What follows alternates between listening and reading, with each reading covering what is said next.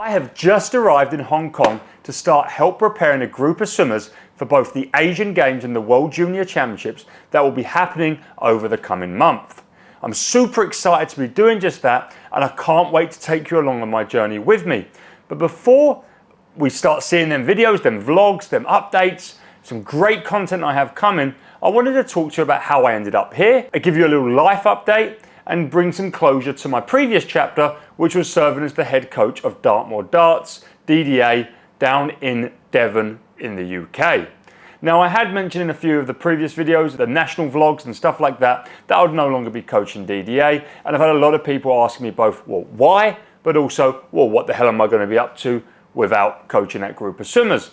And I first want to bring you back to the end of 2022, when I was swimming a little bit myself. I was preparing for the national championships, poorly, I must add. And I was swimming once or twice a week with DDA, which was coached by their then head coach, Matthew Henry, who's a friend of mine and part of my relay team, going towards these Masters meets that I've done one of and set some British records. And we have another big one in October where we're hoping to get some world records. Now, Matt Henry decided to step away from that role, and the club didn't really know what to do. And with me being a coach and having swum some of the sessions with the team, the board, the committee, they got in touch with me pretty instantly, and they said, would I want to step in and be the head coach? I didn't make an instant decision because at the time I wasn't doing anything and could absolutely step into the role, but I didn't want to commit to anything too long, and I didn't want to turn down any opportunities over the coming months, years, weeks, that I wouldn't be able to do because I'd committed to DDA for a length of time.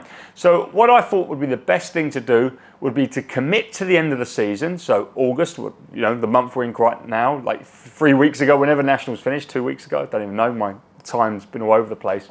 But commit to the end of the season and see and reevaluate then. But to be completely honest, if there was no massive changes in the club structure, I probably would have to leave. The idea with that would be that everyone in the squad, all my swimmers, would be in a better position to move on and have an obvious sort of movement to another club, another squad. So take Fritz, for example. He's now at SG Frankfurt. He's on funding from the German national team. He's going to go on to better and bigger and more exciting things. Take another example, say Alex, Seb and Toby. If they had left to Plymouth Leander maybe in December when I come in, they would have gone into some lower squads. They weren't very competitive. Now Toby and Alex are national championships, Seb's a national finalist, and they're all going into performance squads at Plymouth Leander where they're going to be cared for hugely and have all the best sort of opportunities to get better with more pool time, better pool time, and a bigger support network than just me to do and compete and grow as swimmers. So that was my other sort of idea, and that's exactly what ended up happening. I had a brilliant time with DDA. I think the whole club done phenomenally well. Everyone got faster, everyone swam PBs, everyone probably outdid expectations, which is just incredible to say. We had a great time while doing it, and I think we couldn't have asked for a better finish to the season. And everyone, I mean every single DDA member has a perfect plan that I helped them with going in towards next season, and I'm going to try and stay as invested in those kids all the way through their swimming careers and beyond that into later life. We'll be involved, we'll stay communicative with them and stuff like that. As for me this season, that means I don't have any full-time or permanent base. And while I will still be based in Plymouth when I'm in the UK, I want to try and travel and make content from as much of the world swimming scene I physically can. And that's what's first and foremost brought me to Hong Kong.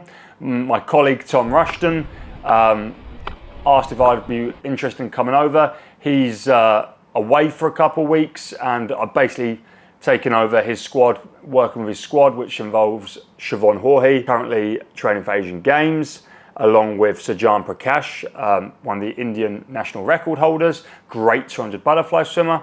Right now I'm also working with Daria from Israel, who's going to leave in a few days to go and swim at the World Junior Championships in Israel, her home country. And right now I also have another Hong Kong national record holder in Nick Lim.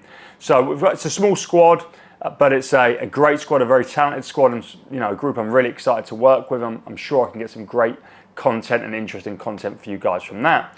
From there, I'll be traveling to Tokyo, Japan, where Mizuno are going to be launching their GX Sonic 6 around the same time I arrive. So hopefully I can get some content from that. And then I'll be flying via Hawaii, which is more of just a holiday, to California to meet up with Brett Hawke, where We haven't got anything set in stone planned, but we can't wait to make some content together. We've met briefly at ISL a couple years ago, but considering we speak almost daily, we just can't wait to throw our heads together, film loads of stuff, maybe go visit some programs. I know he knows all the local programs, so I'm sure we can get some epic content for you there.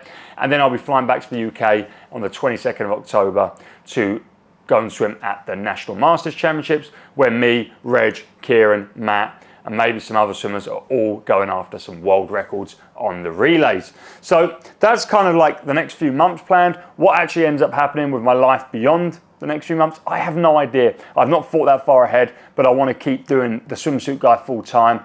And if you do, this is not a plea for help, this is just me saying, if you do want to help me and support me in making this content and you like this content, then there's a number of ways you can support me. One of them is just to go on my website and purchase the merch. That's probably the most affordable way to do it. I'm going to be getting some new caps in the next 4 weeks. But right now I have a range of t-shirts. I think they're really cool. They ship worldwide. If you want to grab one, go to my website, www.theswimsuitguy.co.uk. Another way you can support me, but this one's a little bit more hefty, is I sell online training programs, mainly targeted at master swimmers. Again, all the information's on my website, but they are thoroughly personalized, and I think they're the best online training programs for swimmers on the internet. I genuinely believe that, and they are very, very well done with some great results happening over the last season. Lastly, you can subscribe to this channel. You can follow me on Instagram, Twitter, all the other social medias, and like this video. So if you are enjoying my content and you're excited for what's about to happen, definitely subscribe. There's going to be some cooler videos than this one, that's for sure. And like this video so that, you know, more people see it via algorithms and stuff. I'm really trying to make better content. I've got new cameras, I've got new gimbals, I've got new mics. I'm really trying to invest in doing the best swimming content in the world. And I know that's a competitive thing with some other brilliant creators out there now. So thanks for watching this video. Let me know if you've got any more questions about my life update and any plans I have. And yeah, keep watching the content. I'm going to try and get it out as quickly as possible. Thanks for watching, and as always, I'll see you on the next one.